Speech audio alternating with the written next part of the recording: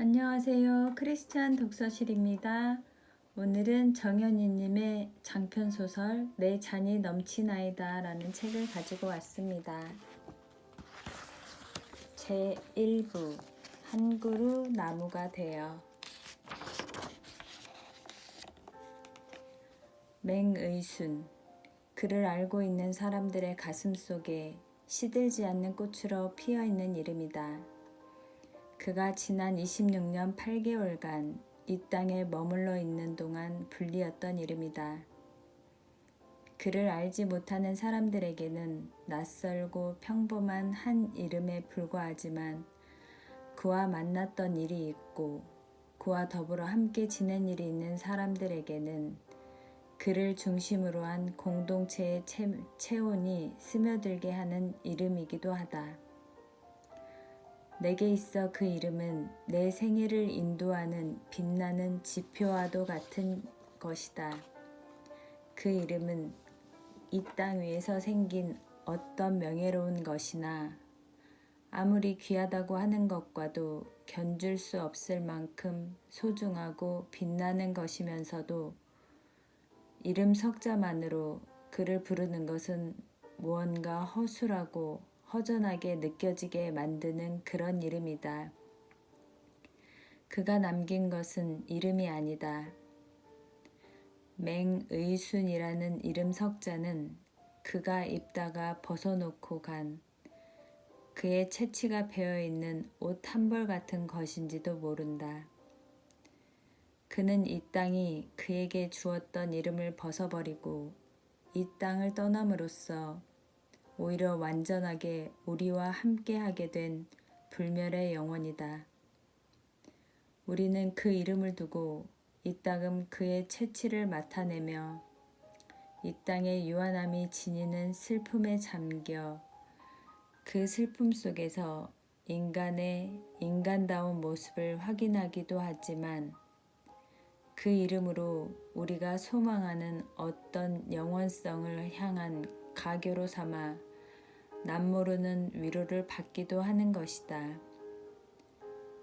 그를 처음 만난 것은 1940년 평양 제2공립중학교에 입학했을 때였다. 그는 눈에 띄는 친구가 아니었다.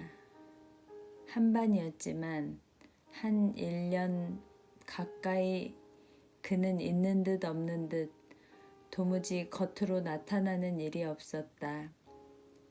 공부 시간에도 그는 두드러지게 나타나는 일이 없었고 노는 시간에도 마찬가지였다. 그가 나의 관심 속으로 뛰어든 것은 2학년 겨울 학기의 어느 날이었다. 한 주일에 2시간씩 있는 검도 시간이었다. 일본인 선생이 몇 번이나 그를 지적하며 박력이 없다고 악을 써댔으나 그는 좀채로 정신이나 몸을 추스리려고 하는 것 같지 않았다. 그는 중학교 2학년으로서는 키나 몸집이 작은 편이 아니었고 몸이 약한 학생도 아니었다.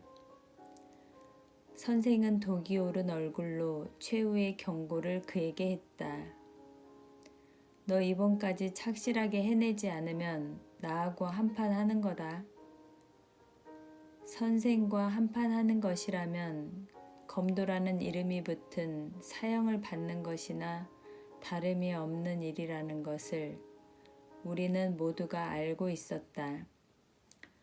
선생의 심상찮은 경고가 있었건만 그는 끝내 시들한 태도였다.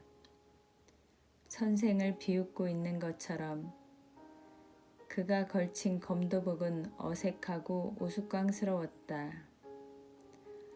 머리에 뒤집어 쓴 맨 속에 그의 얼굴이 일그러져 보였다.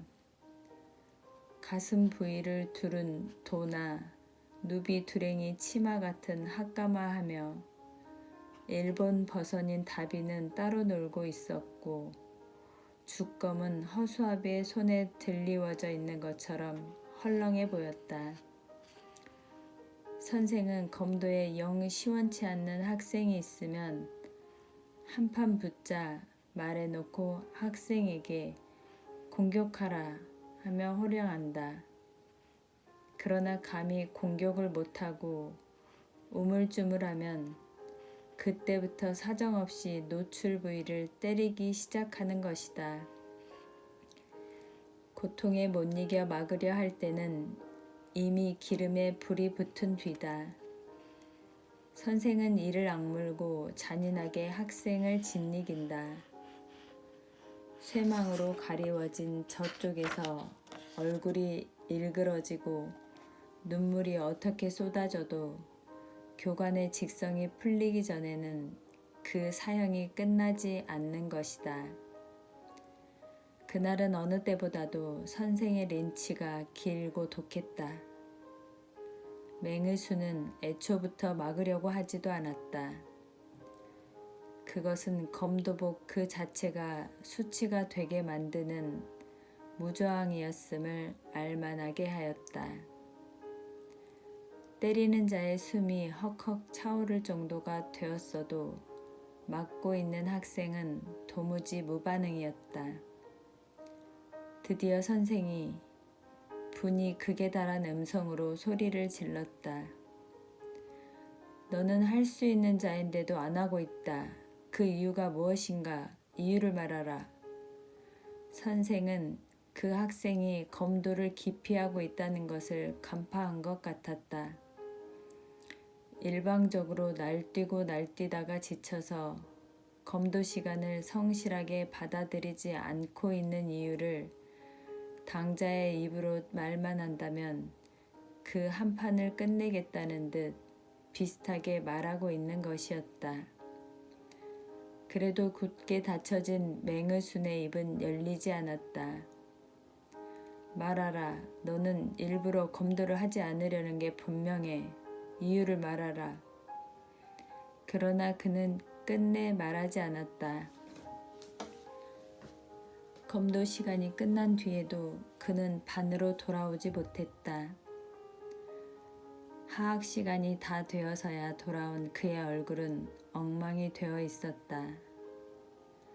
일본 군화의 발등 부분을 잘라서 만든 가죽 슬리퍼로 무수하게 ጧ기를 맞은 것이 분명했다. 그는 묵묵하게 책상으로 가서 가방을 챙기기 시작했다. 나는 그가 어떻게 생각할 것인가에 대하여 상관하지 않고 그를 거들었다. 그는 부어오른 얼굴로 나를 바라보더니 빙그레 웃었다. 그것은 놀라운 평화로움이었다. 그리고 그것은 저력이었다. 채찍의 흔적이 살아있는 통증이 되어 그의 육체를 물고 몇 겹으로 묶고 있는데도 그의 정신은 형형하게 빛나고 있었다. 그날 우리는 피차 아무 말도 하지 않고 갈림길에서 헤어졌다.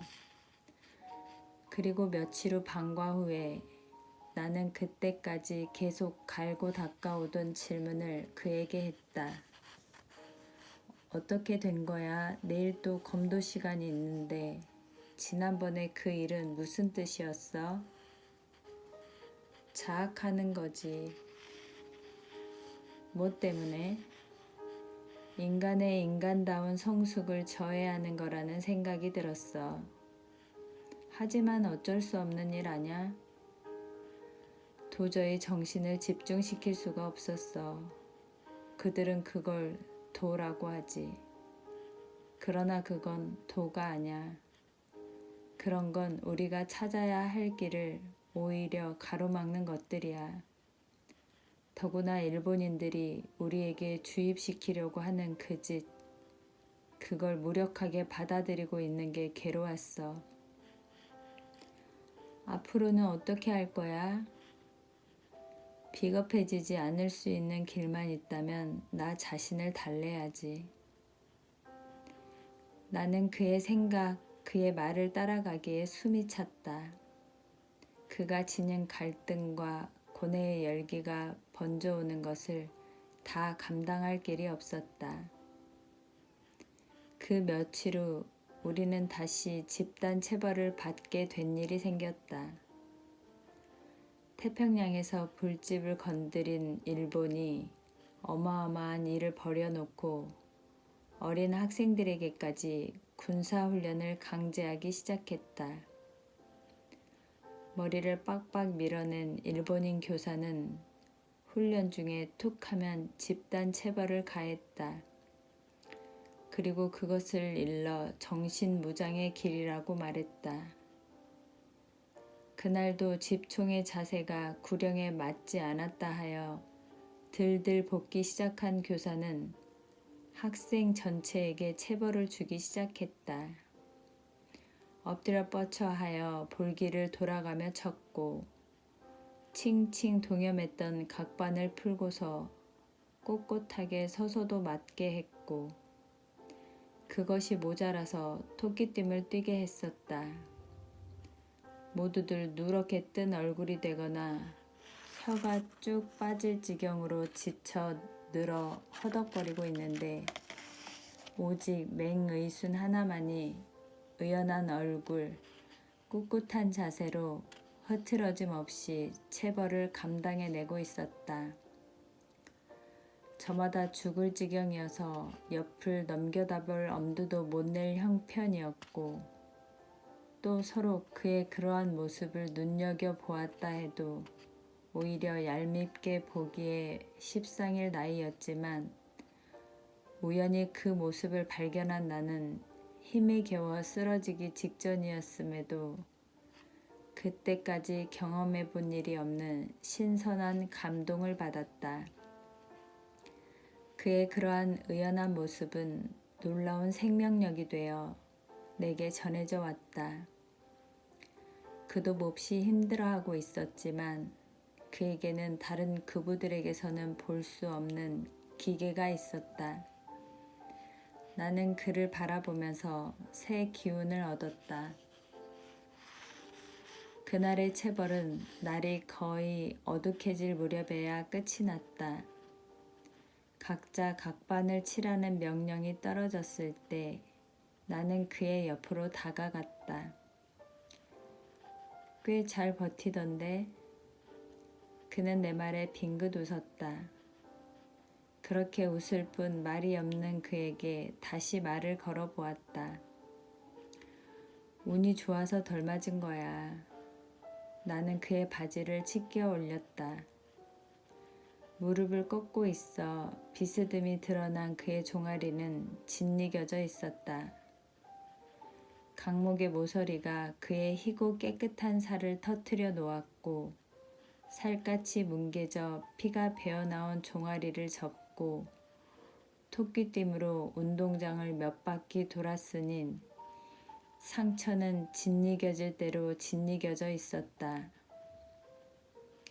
아니 이게 웬일이야? 아니 이렇도록 맞고도. 한 번 맞았다 하면 종아리나 볼기가 먹빛이 되는 것은 보통 있는 일이었으나 그의 상처는 나를 당황하게 했다.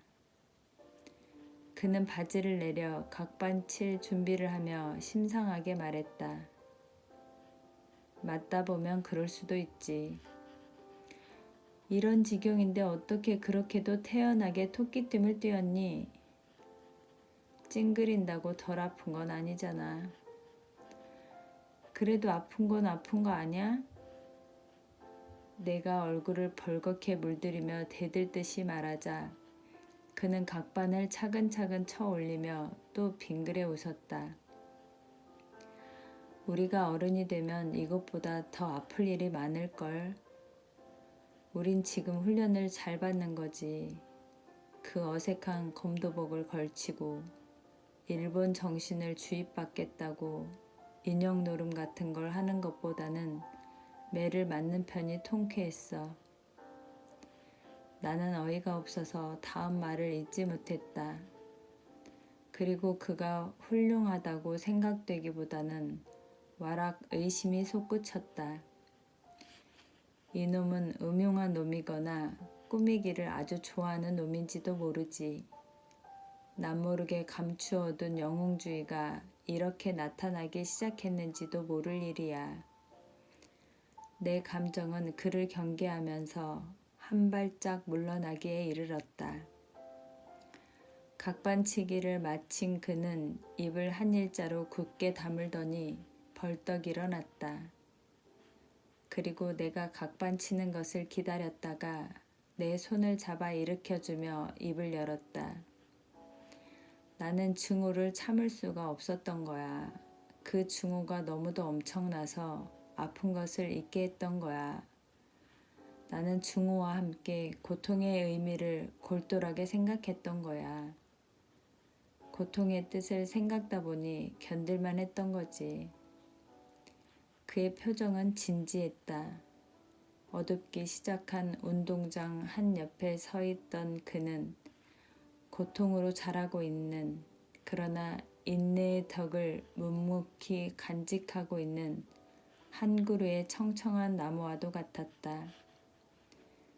그 일이 있은 후 그는 다시 특징 없는 한 학생이 되어 우리 학급의 어느 구석으로인가 스며들어가 버리고 말았다.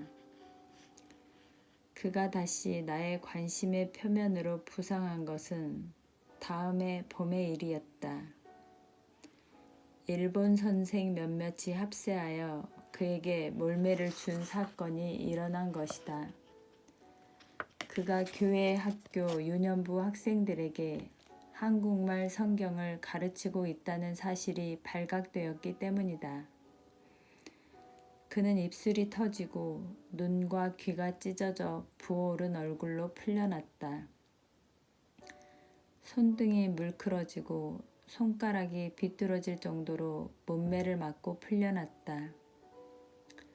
몇몇 그부들이 남아서 그의 책가방을 챙겨 들고 기다리고 있던 교실로 그가 돌아왔을 때 오히려 기다리고 있던 친구들이 부들부들 떨 정도로 그의 모습은 처절했다.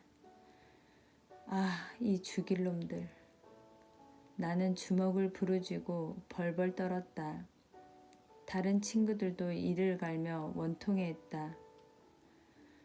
우린 언제까지 이 수모를 당하고 있어야 하나? 이게 사람인가? 이게 사람 사는 모양이야? 응? 저 원수들을 다 찔러 죽이고 칵 죽어버리자. 우리가 흘린 것은 눈물이 아니라 지나지 지난 피였다. 그때 맹의수는 책가방을 받아들며 나직히 말했다. 미안하다. 그게 무슨 소리야? 나 때문에 너희들이 이렇게 큰 상처를 입는구나. 무엇이 어째? 너 때문에 우리가 상처를 입는다고? 이게 상처 문제야? 민족의 운명 문제야. 무슨 맥 빠진 소리를 하고 있는 거야. 우린 목숨을 걸고 저놈들 원수를 갚아야 해. 그때 의수는 나직하게 말했다. 이렇게 맞아주는 게 원수를 갚는 길이야. 그의 찌그러진 부은 눈에서 눈물이 물큰 솟구쳤다. 아니, 맞아주는 게 원수 갚는 길이라니 그게 무슨 미친 개소리야. 그는 악을 쓰는 친구들을 향해 눈물 얼룩진 얼굴 그대로 대답했다. 저들이 독을 품고 매질을 하는 동안 그들의 때는 다 차가고 있어. 멀지 않았어. 불쌍하지.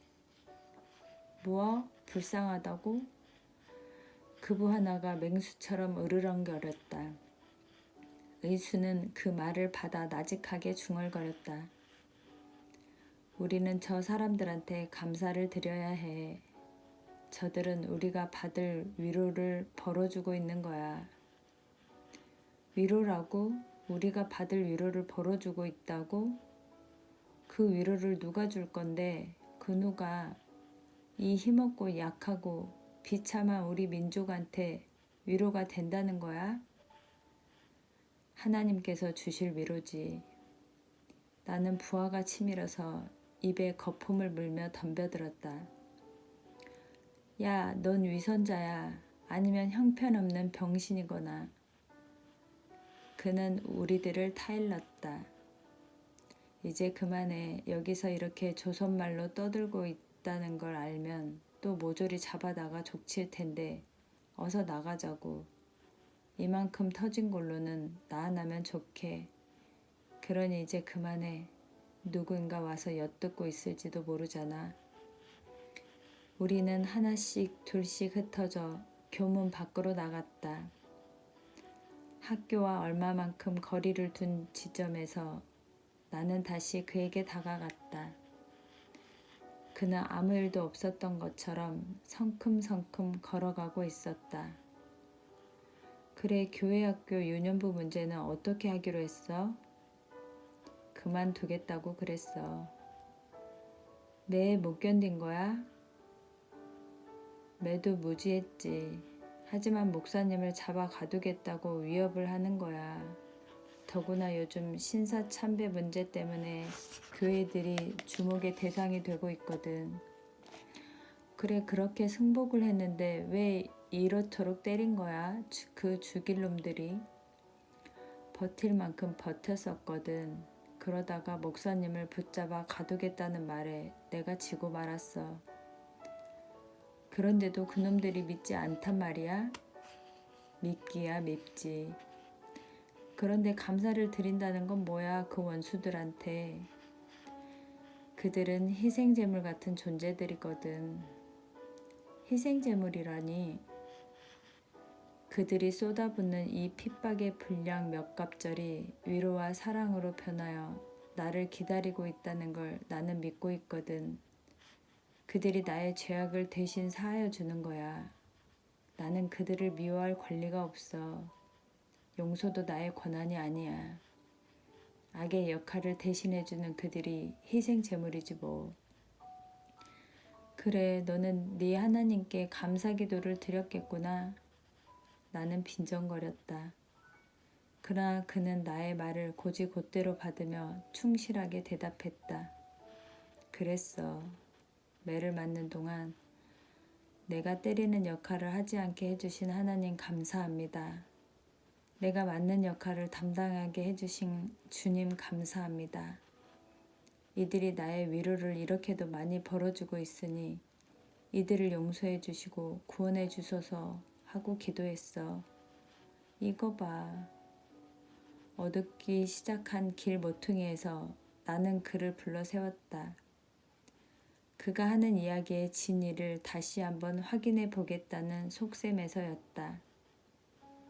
그는 내가 부르는 대로 걸음을 멈추고 섰다. 너 정말 그런 궤변으로 우리의 이 의분을 이렇게 농락할 거야? 나는 정말 그가 염치 없는 친구로 보여서 있는 대로 화를 냈다.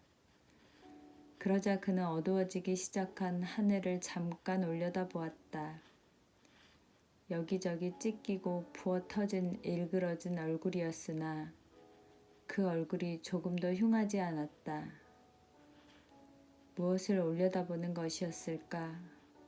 무엇을 찾는 것이었을까? 그는 잠시 후 나를 향해 시선을 바로잡더니 입을 열었다. 의분도 있어야겠지. 사회 정의도 구현이 되어야 옳겠지. 하지만 우리가 살고 있는 이 땅의 한편에서는 이런 일이 일어날 수밖에 없게 되어 있어. 그러나 그분은 이런 것을 없애시기 위해서 지금도 일하고 계시고 우리가 그 뜻을 똑바로 깨닫고 따라가 드리기를 원하고 계시지. 이 모든 것은 영원한 평화를 향해 가는 길의 과정이야. 이런 걸 겪지 않고는 그곳으로 갈 수 없어. 그분이라니? 예수시지. 나는 입을 다물어 버리고 말았다. 그가 너무도 이상하게 보였고 그의 말들이 도무지 너무도 엉뚱하게 들렸기 때문이다. 그러나 그와 헤어져 집으로 돌아온 나는 그날 밤 잠을 이루지 못하고 거의 뜬 눈으로 밤을 새웠다. 한 옆에서는 일본에 대한 용광로 같은 증오가 계속 끌어올랐고 한 옆으로는 맹의순에게서 보게 된 평화에 대한 회의가 내 머리를 쥐어뜯고 있었다. 그날 마지막 대답을 하기 직전 하늘을 올려다보던 그 평화롭고 고요하던 얼굴이 이따금 망막에 혹은 뇌리에 떠오르기도 했다. 그런데 이상한 것은 그의 모습이 그렇게 떠오를 때마다 그렇게 지옥불처럼 지글지글 끓고 뜨겁게 타오르던 내 마음이 잠깐씩 편안함을 얻고는 하던 일이다. 그의 얼굴이 떠오를 때마다 나는 잠깐씩 증오에서 놓여날 수 있었다. 그것은 이상한 힘이었고 신비한 현상이었다. 고통 속에서 비로소 하나의 빛이 되어 드러나는 얼굴. 평소에 어떠한 일로도 두드러지는 일이 없는 그가 엄청난 고통 속으로 몰리면서 뚜렷하게 부각되어지는 이유는 무엇이었을까?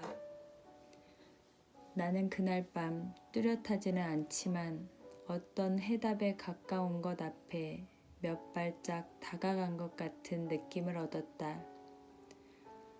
맹의순 그에게는 무엇인가가 있다. 다른 사람들은 지니지 못한 그 어떤 표적이 그에게는 있다. 그것은 눈으로는 볼 수 없는 것. 그러나 같은 표적을 지닌 사람에게는 보여지는 그런 것이 아닐까 하는 생각이 들었다.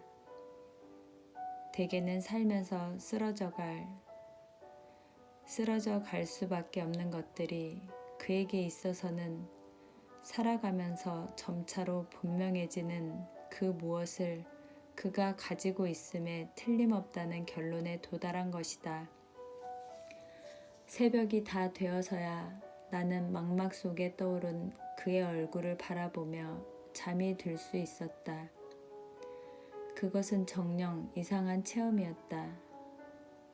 다만 그때는 나의 인식의 세계가 그러한 사실을 사실로서 받아들이는 일에 인색해 있던 때여서 기쁨을 동반한 체험이 될 수가 없었을 뿐이다. 다음날 그는 흉하게 일그러진 얼굴 그대로 등교했다. 학급은 그의 일로 술렁거렸으나 그는 아무 일도 없었던 사람처럼 심상했다. 나는 자석에 끌리듯 그에게 다가갔다. 견딜만 해? 그는 대답 대신 빙긋 웃었다. 그의 상처는 내 가슴을 아프게 했다. 얼굴이 아주 삐뚤어져 버렸어. 보기가 안 좋아. 이게 내 얼굴이 아니라는 걸 너는 알고 있잖아. 너는 내 얼굴을 알잖아. 그럼 됐지 뭐. 나를 바라보는 그의 눈길이 따뜻했다. 내 가슴이 뭉클하면서 눈시울이 뜨거워졌다. 이번에는 그가 나를 향해 입을 열었다. 사람의 참모습이 있어. 우리가 보고 겪은 이것이 전부가 아니야. 지금은 내 모양이 해괴하지만 본래 찢어지지 않은 내 온전한 얼굴이 있는 것처럼 인간에게도 온전한 처음 것이 있는 거야. 때리고 미워하고 빼앗고 복수하는 이것만이 다가 아니야. 눈에 드러난 이것이 전부가 아니라는 걸 믿는 거야. 그는 잠깐 말을 끊고 더 깊은 눈으로 나를 바라보더니 말을 이었다. 어젯밤 너는 거의 뜬 눈으로 밤을 새웠지? 어떻게 알아? 너와 함께 있었어. 너를 괴롭게 하는 분노의 불을 어떻게든 끄고 싶었어. 그래서 네가 껐다고 믿어? 계속 기도했어. 나는 안으로 숨을 들이켰다. 이상한 일체감을 느끼며 몸을 떨었다. 그 떨림은 육체로 온 것도 아니고 감정에서 번진 것도 아니었다. 그것은 그때까지 자각해 본 일이 없는 그 어떤 보다 깊은 곳에 간직되어져 있던 것의 처음 눈뜸 같은 것이었다. 그것은 맹우순에게 찍혀져 있는 표적을 조금 더 분명하게 볼 수 있었던 사건이 아니었나 생각된다. 그 표적은 누가 준 것일까? 그것은 무엇을 의미하는 것일까? 고통 속에서 고통의 분량만큼 빛을 내는 그것은 무슨 힘일까? 그 궁금증은 맹렬하게 나를 자극하기 시작했다. 내가 맹의순을 따라 교회를 찾아간 것은 그로부터 얼마 후의 일이었다. 교회는 맹의순을 부조시켜주는 배경이었다. 교회 안에서의 그는 전혀 새로운 사람이었다. 그것은 그가 그곳에서 두드러진다는 뜻은 아니다. 그는 떠들썩하게 앞장을 서거나 나타나는 것이 아니었는데도 그가 있으므로 교회가 가득 차 있다는 느낌이 들게 했다. 나를 더욱 놀라게 한 것은 그의 풍금솜씨였고 아이들을 모아놓고 찬송가를 가르칠 때의 그의 목소리였다. 그리고 찬송가를 부를 때의 그의 모습이었다. 그의 노래를 들으면서 나는 그때까지 나를 묶어놓고 있던 어떤 사슬에서 풀려나는 것 같은 자유로운 기쁨에 잠겨들었다. 나는 어디로인가 떠가고 있었다. 사춘기를 겪으면서 내 정신을 물고 늘어지던 감각의 음습한 갈등에서도 풀려나고 일본에 대한 증오나 복수심에서도 놓여날 수 있었다. 미래에 대한 막연한 불안도 그곳에는 없었다. 어느 사이엔가 나는 울고 있었다. 내 가슴에 응어리져 있던 것들이 녹아 흐르고 있었다. 그의 노래가 끝났을 때 나는 눈물을 닦을 생각도 하지 않고 그를 지켜보았다. 그는 17살의 소년이 아니었다. 그렇다고 어른도 아니었다. 평화의 왕이라 할 수 있는 그 누가 그의 안에 들어가 그의 목소리를 빌어 노래하고 그의 손을 빌어 악기를 다루고 있다는 느낌이 들었다. 풍금솜씨가 놀라워 난 네가 이렇게 음악과 함께 살고 있으리라고는 상상도 못했는데 난 네가 학교에서 이따금 연습하는 피아노 솜씨에 감탄을 하고 있는데 그는 웃으면서 처음으로 나에 관한 관심을 드러내 보였다. 나는 그것이 기뻤다. 그랬어? 나는 네가 내 피아노 연습을 귀 기울여 들으리라고는 생각지 못했어. 나는 집에 피아노가 없는 상태로 음악에 열중하고 있었기 때문에 언제나 학교 피아노를 목말라 했고 음악부에 들어 음악 선생님의 심부름을 자청해서 해가면서 피아노 사용 허가를 받는 일에 늘 마음을 쓰고 있었다. 맹의순이 그러한 나의 피아노 솜씨에 관심을 가지고 있으리라고는 상상도 할 수 없는 일이었다. 나는 그에게 다그쳤다. 그런데 왜 학교에서는 그러게 내색을 하지 않았지? 그렇게 놀라운 솜씨를 가지고 있으면서 아냐, 남 앞에 내세울 만큼 대단한 게 못 돼. 오래된 솜씨던데 오며 가며 익힌 것이 아냐. 그는 극히 조심을 하면서 실토를 했다. 집에 피아노가 있거든. 누님이 피아노 전공이야. 누님 등 너머로 몰래 배운 거야. 누님은 작년에 출가를 했어. 난 요즘 누님 생각을 하면서 이따금 피아노를 치고 있지. 아, 그랬던가. 그것은 또 하나 놀라운 사실이었다. 일본이 일으킨 전쟁은 계속 승전의 소식을 물어들이고 있었지만 먹는 것에서 입고 쓰는 물건에 이르기까지 넉넉한 것이라고는 한 가지도 없던 시절이었다. 핍박받는 조선은 점점 쫄아들어 가난하고 또 가난해질 수밖에 없는 나라가 되어 가난을 숙명처럼 끌어안고 살던 시절이었다. 쌀 섞어서 제대로 된 밥그릇에 양껏 밥을 먹을 수 있는 집이 10집 중에 한 집이나 있었을까? 그러한 시절에 딸을 전문학교까지 보내고 더구나 피아노를 전공하게까지 한 집안이라면 그 집의 생활 수준이 어떠한 것인가를 금방 알 수 있는 일이었다. 그 후 얼마 안 되어 그는 나를 집으로 초대했다. 나는 그의 집에 가서야 그가 맹관호 장로의 아들이라는 사실을 알고 다시 한번 놀라지 않을 수 없었다. 그의 아버지는 장대째 교회의 기둥과 같은 장로로서도 유명했지만 평양 부자로 더 소문이 나 있는 사람이었다. 그런데 맹의순에게서는 그러한 부잣집 작은아들 같은 점이라고는 단 한 가지도 찾아볼 수가 없었던 것이다. 나를 집으로 데리고 가던 맹의순의 태도는 극히 자연스러웠다. 집은 부자로 소문이 나 있는 것에 비하여 퍽 검소했다. 어머니는 쾌활한 부인이었고 아버지는 위험이 있었지만 새로운 문물을 받아들이는 일에 판단력이 빠른 분인 듯했다. 위로 시집간 누님 말고 전문학교 학생인 형님 하나와 밑으로 그 집의 막내인 누이 동생이 있었다. 그 집안의 단란은 퍽 이채로운 것이었다. 자유스러운 분위기 속에 질서가 있었고 개성이 억압당하지 않는 속에 존중하는 조심성과 사랑이 있었다. 그 집의 피아노는 나를 매혹했다.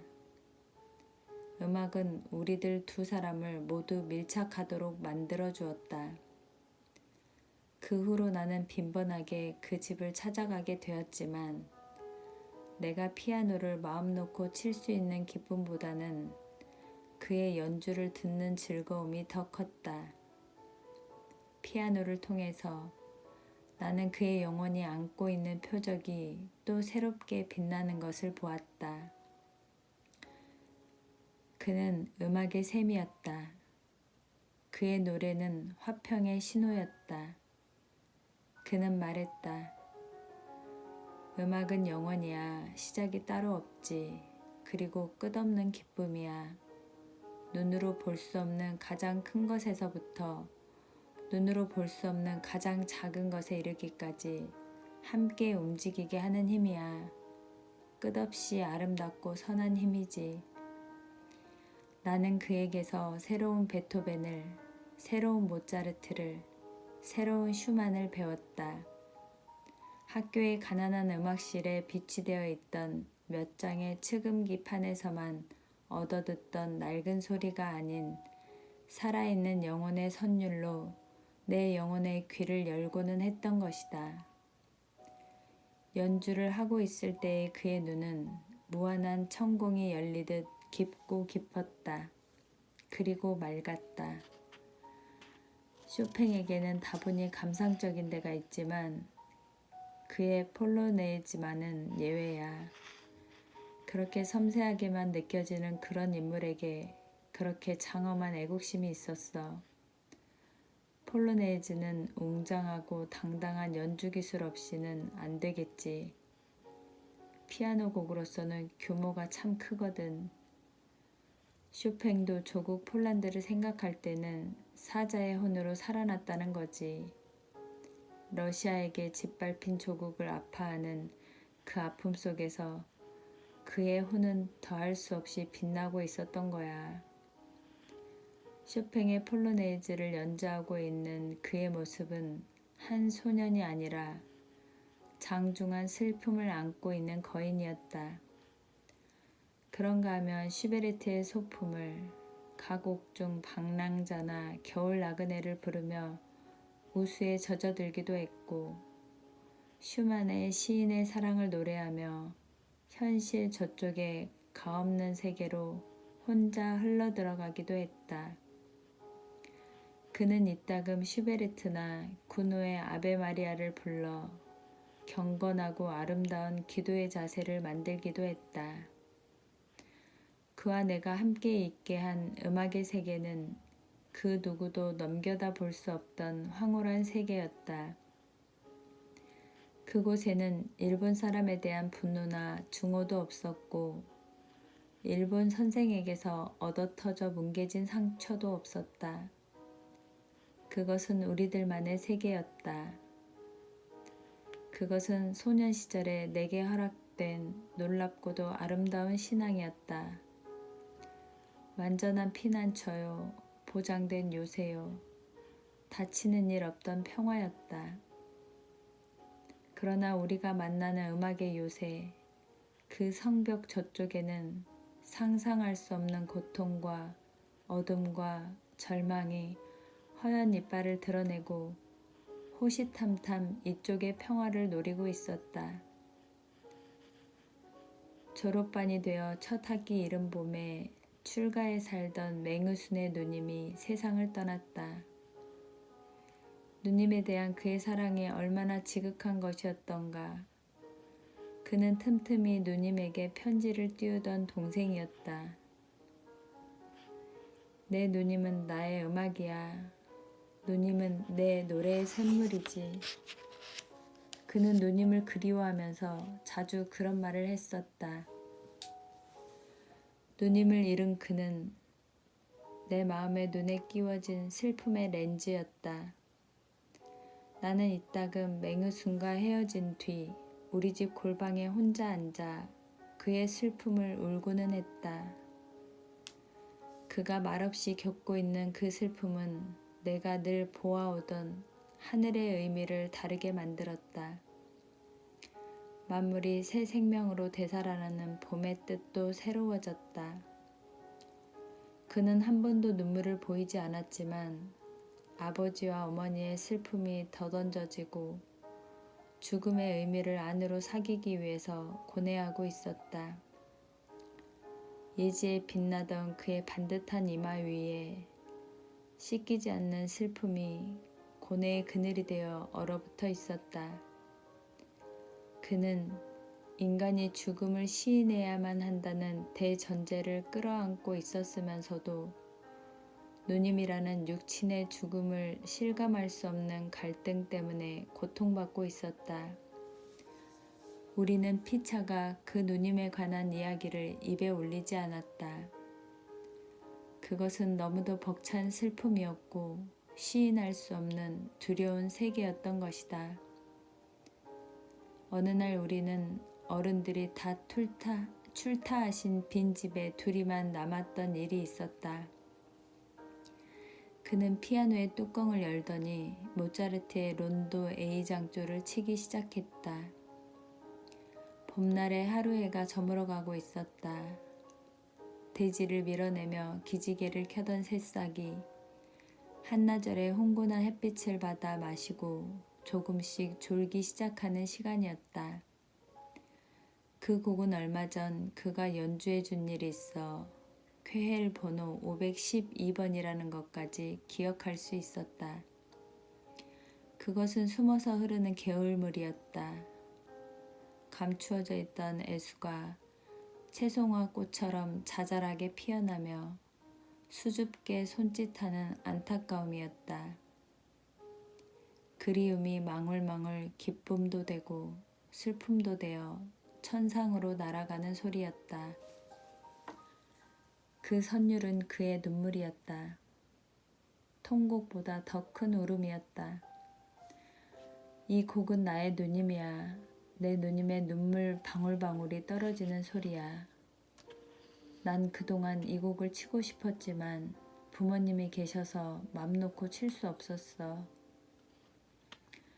그는 눈물이 흠뻑 젖은 얼굴로 그 곡을 처음부터 되풀이해서 치기 시작했다. 그의 소리 없는 비타는 감상을 허락하지 않았다. 그가 치는 피아노 선율의 애절함은 목숨을 내어놓는 항이요, 항변이었다. 인간의 목숨이란 도대체 얼마만 슬픔의 분량을 받아들이고야 목숨의 권리를 얻을 수 있는 것일까? 나는 그때 처음으로 인간이 살아남는다는 것은 사랑하는 사람과의 이별을 감당해야 하는 슬픔과 함께 해야 하는 것이라는 걸 배웠다. 학도병으로 끌려갔던 그의 형님의 전사 통지가 날아온 것은 그로부터 석 달 뒤의 일이었다. 도대체 인간이 수용할 수 있는 고통의 한계가 얼마나 될까? 학교에는 그가 당하고 있는 일들을 아는 사람이 없었다. 그는 여일하게 등교를 했고 전쟁 막바지에 이르러 갖은 방법으로 복과되는 근로 동원을 묵묵히 감당해냈다. 나는 단 한마디도 위로의 말을 입 밖에 낼 수가 없었다. 그리고 한동안 그의 집에도 찾아가지 못했다. 그의 어머니와 그의 아버지를 만날 용기가 나지 않았던 것이다. 학교에서 만나는 그의 얼굴은 여전히 온화했다. 그러나 나는 그의 내면이 겪고 있을 지진과 같은 혼란의 고통을 알 것 같았다. 맹웃은 그의 앞에서는 인간의 운명에다 활화산과 같은 불을 붙이는 풀무가 언제나 맹렬하게 돌아가고 있는 것 같았다. 그러나 그 풀무 앞에서 그는 언제나 잠잠했다. 그리고 그 풀무로 맹렬해진 불길 속에서 그는 새롭게 빛나기 시작했다. 그가 지닌 표적이 점점 더 선명한 빛으로 드러나기 시작하는 것이다. 해방이 되면서 우리는 중학교를 나란히 졸업했다. 중학교를 졸업한 그에게서는 청년의 싱싱함과 함께 청결하고 기품 있는 생명의 향기가 우러났다. 나도 저와 같을까? 그는 아름다웠다. 깊이를 알 수 없는 그의 고뇌가 하나의 힘이 되어 나를 이끌었다. 그가 혼자 간직하고 있는 슬픔이 한 가닥 빛이 되어 나에게 손짓했다. 모든 사람이 해방의 기쁨에 들떠 있을 때 그는 종족을 감췄었다. 얼마 만에 모습을 나타낸 그에게 어디를 갔었느냐고 물으니까 처음에는 빙긋이 웃기만 했었다. 이거 봐 의순, 이렇게 벅찬 일을 두고 어떻게 혼자 떨어져 있을 수 있나? 너는 마치 조선 사람 아닌 것 같은 얼굴을 하고 있지 않아. 이 조국의 해방이 그 정도의 의미밖에 없는 거야? 왜 그래? 네 개인의 슬픔이 되살아나서 해방의 기쁨도 빛을 잃게 했던 거야? 나는 그와 함께 있을 수 없었던 몇 날 며칠을 억울해하면서 그에게 대들었다. 그는 대답을 서두르지 않았다. 웃음을 거둔 그의 얼굴에 어두운 그늘이 걸려 있었다. 그의 미간과 이마가 차갑게 느껴졌다. 나는 무언가 불안해져서 다그쳐 물었다. 왜 그래? 무슨 일이 있어? 무슨 일이야? 그는 눈길을 끌어올려 나를 바라보았다. 그리고 무겁게 입을 열었다. 이 땅이 겪을 고난은 정작 이제부터인지도 몰라. 아니 그게 무슨... 지난 2월에 있었던 얄타 협정은 조선의 불행이 시작된다는 출발 신호였어. 그리고 포츠담에서는 드디어 도가가 드러난 거야. 우리는 곧 평양을 떠나야 할 거야. 아니 그래서 혼자 떠날 준비라도 했다는 말인가? 준비라면 준비지. 산으로 기도하러 갔었어. 나는 그래도 설마 하는 마음이었다. 조국의 불행을 미리 내다보기에는 내 피가 너무 뜨거웠고 해방의 감격이 너무 벅찼던 것이다. 나는 그가 좀 지나치지 않나 생각했었다. 그러나 며칠 안 가서 우리는 정작 평양을 떠나 38선 남쪽 땅으로 옮겨가야 한다는 결론 앞에 서지 않을 수 없었다. 소련군들이 38선 이북을 점령해 들어왔고 심상찮은 일들이 여기저기서 터지기 시작했다.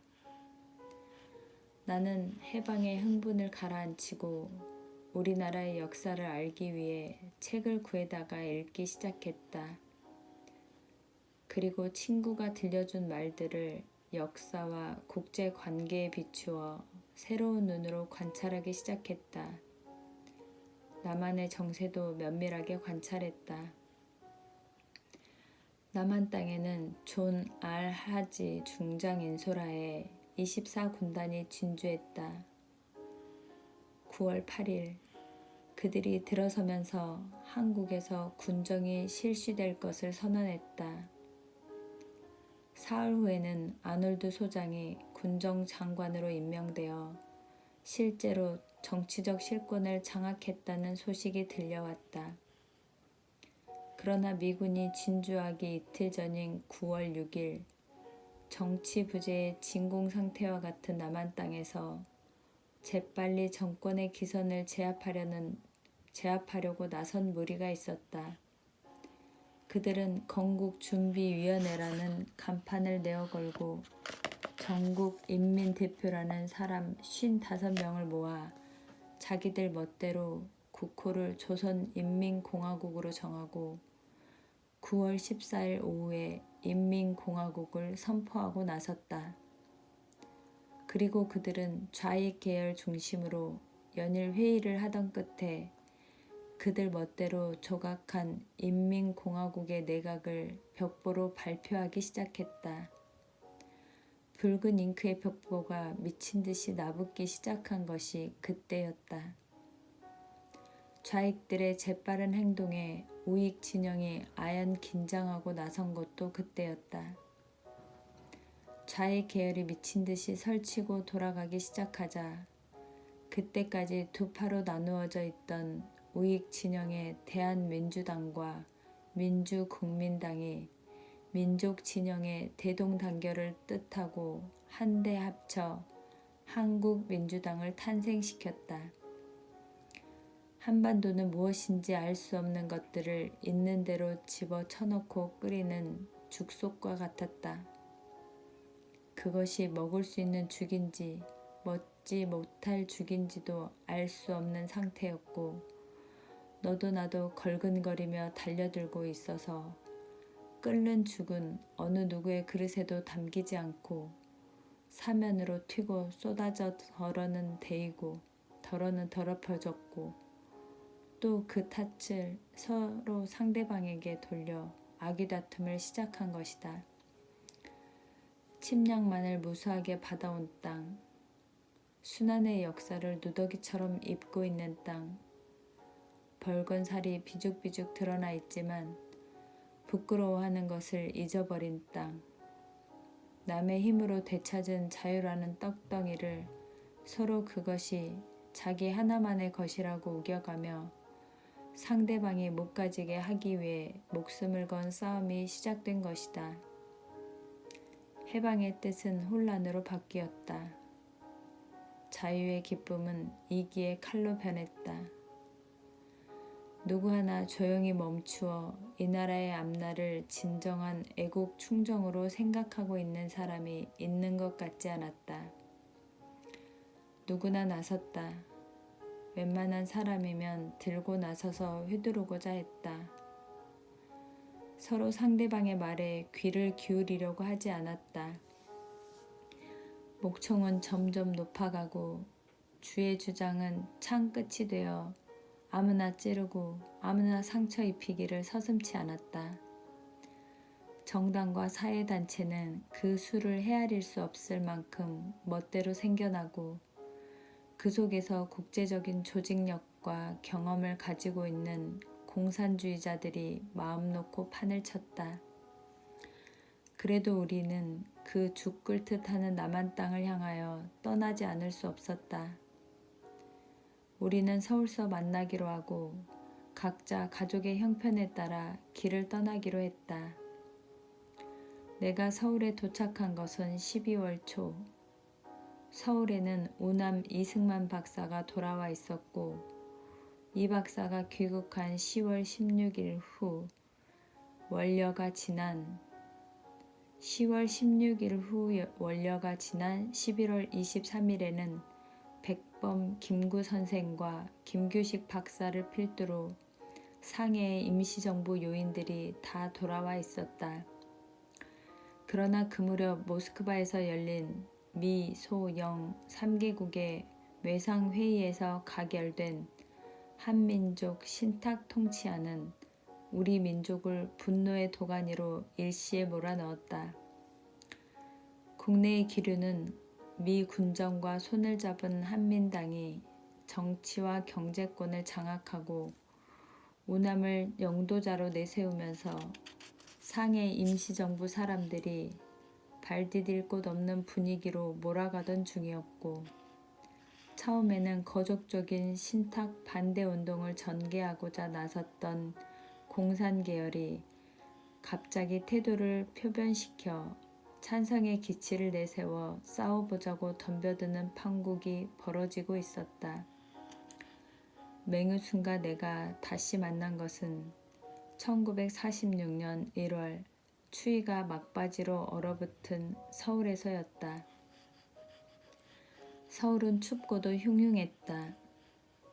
한국민주당의 수석 총무로 군정청에 매일 출근하던 고아 송진우가 자택에서 암살당한 지 얼마 안 되는 시기였다. 신탁 통치 반대 운동도 파가 나뉘어 임시정부 중심의 국민총동원 중앙위원회와 우남 중심의 독립촉성 중앙협의회가 따로 움직이고 있을 때였고, 이제 피맛을 보기 시작한 테러, 암살자가 기가 나서 날뛸 기세가 역력한 살벌한 분위기 속이었다.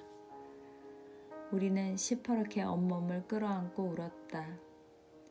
젊고 젊은 두 몸뚱이는 서로 37도 5분의 체온을 확인하며 몸부림쳤지만 이 땅이 휩쓸리고 있는 급류 속에서 우리는 너무도 춥고 외로웠다. 우리는 우리의 젊음을 내보일 것이 없었다. 아무도 우리의 젊음을 들여다보지 않았다. 우리는 우리의 젊음을 어떻게 처리해야 하는지 알 수가 없었다. 갈 곳이 없었다. 만날 사람도 없었다. 할 이야기가 없었다. 아니, 가야 할 곳이 너무도 많아서 골라낼 수가 없었다. 만나야 할 사람이 너무도 많았고 해야 할 이야기가 너무 많아서 갈피를 잡을 수가 없었던 것이다. 감사합니다.